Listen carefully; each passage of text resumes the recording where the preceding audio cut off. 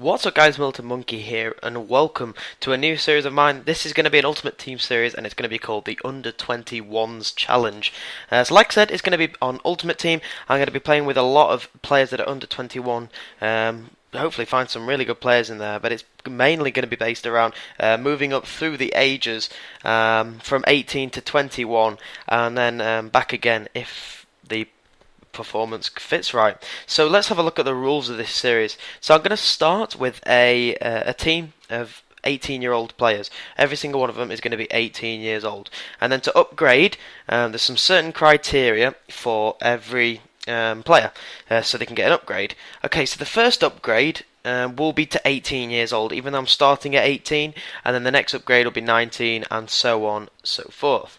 You can see at the bottom there that it says once a player reaches 21 and then is in need of an upgrade, I'll go back to an 18-year-old. Now, chemistry doesn't particularly matter in this team. It's more about just using the players that are under 21. Sorry. So I'm not going to be trying to find a player that can fit in the team with 9 chemistry. So to upgrade a goalkeeper, they'll need to get the man of the match and also need to make 5 saves in the game. A defender will have to score a goal and get man of the match to get an upgrade, which is quite difficult. So defence hopefully is going to be pretty good starting off. And midfield is going to have to get a goal and an assist to get an upgrade, and the attacker is going to have to get 3 goals or a hat-trick to be able to get an upgrade. Okay, so that is some pretty tough criteria. I mean, the goalkeeper's not too bad if you're up against a team that's really, really good. He may well get man of the match and make 5 saves or more. But the defender's probably going to be quite tough to upgrade. Midfielders shouldn't be too bad, and attackers is maybe pretty tough as well. Okay, so like I said, once a player reaches 21, we'll go back to the age of 18, and a position cannot be changed twice in a row. So, for example, if I get a right mid gets upgraded first game and then needs an upgrade the second game, he can't get upgraded because I just upgraded him last game. So, I've got to give a couple of thanks. Just one to K9 Dynamo. He's helped me out with this series an absolute ton, making the rules and whatever, and I really do have to thank him a lot. His link will be down in the description below, and I've also got to thank Mr. Sambu Command for the thumbnail. Dave's a great friend of mine, and I talk to him pretty much every day, and I think he deserves a little bit more credit for the thumbnails he does for the majority of people in the FIFA community. So thank you to those guys. So let's have a look at the squad. Alright guys, so let's look at our starting squad for this series. All the players in this team are 18 years old because we're yet to upgrade them. We're not going to upgrade them in the first game because one of the rules is to not upgrade after you've upgraded the position before that, so I'm technically saying I'm going to upgrade them since it's the first game with them.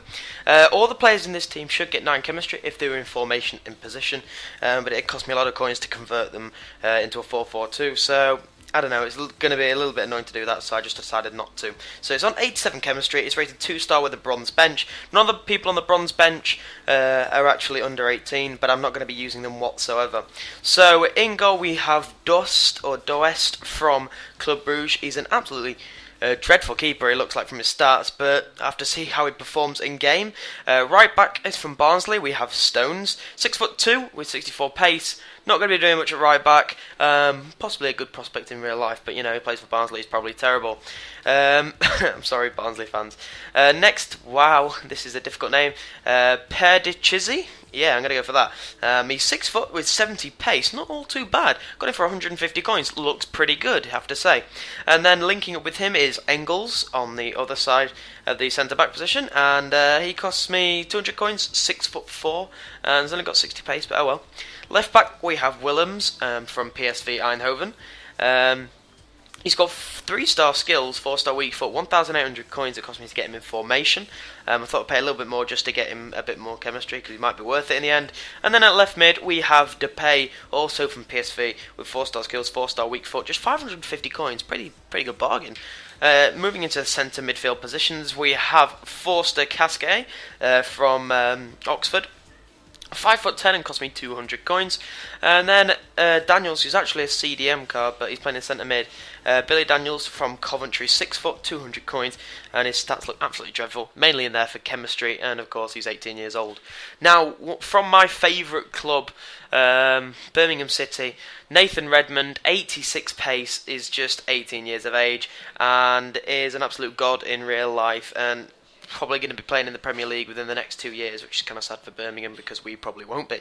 And our strikers are, is it Max Clayton? Yeah, it is Max Clayton from Crewe Alexander, and apparently this guy looks like Jackford 4HD. It's Alex Denton from Rotherham United. Two pacey strikers, and I believe both of them are on 9. Oh no, Clayton's not on 9 chemistry because he's not in formation, but Denton is, so he could be a danger man. We'll just have to wait and see. So we're going into our first games of the series now, and I wasn't particularly looking forward to playing some games with this team because I knew that they were very low rated, didn't have particularly great stats, and the chemistry wasn't all too good. But luckily there's a 2.5 star rating limited tournament on at the moment, so I decided to enter that rather than entering these seasons matches or maybe other tournaments, because I've come up against similar class teams, and as though I have a 2-star team.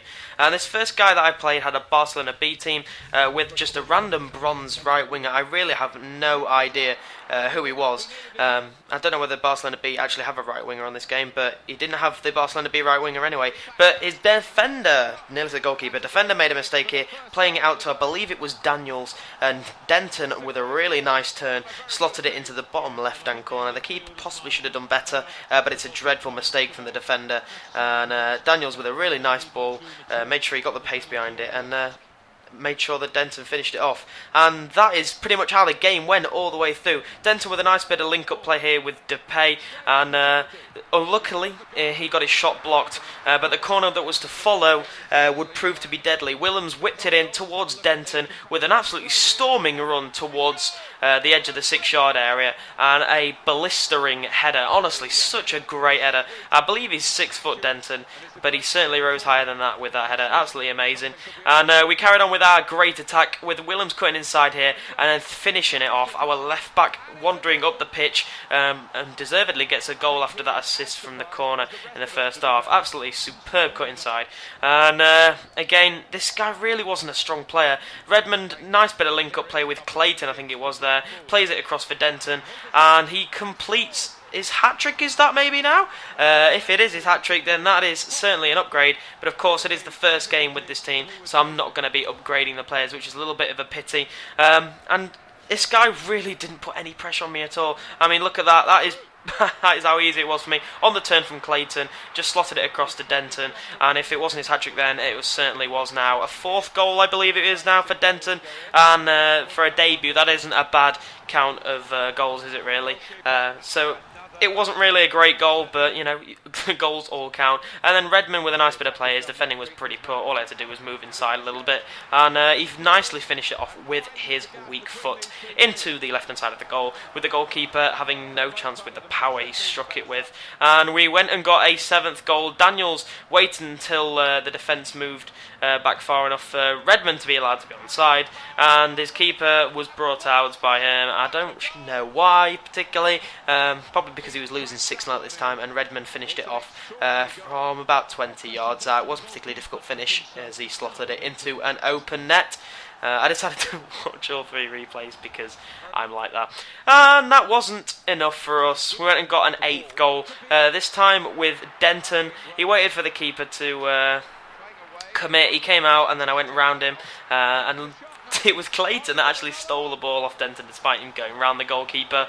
But Clayton also having a really good debut. In fact, the whole team had a pretty good game, and I imagine there would have been 3 upgrades. In fact, there would have been 2 upgrades, sorry, if there would have been available for this first game, but there wasn't all the action over with. He had time to get 1 goal back with Araujo, the Barca B striker. Absolutely amazing on this game. Can't believe he didn't trouble me more.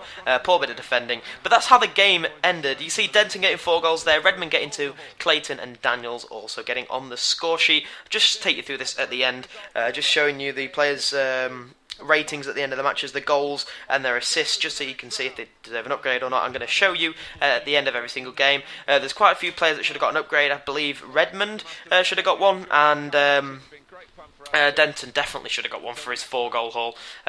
But unfortunately, there's no upgrades in this first match. So we're moving into our second game now. We're staying in the tournament, staying in the 2.5-star tournament.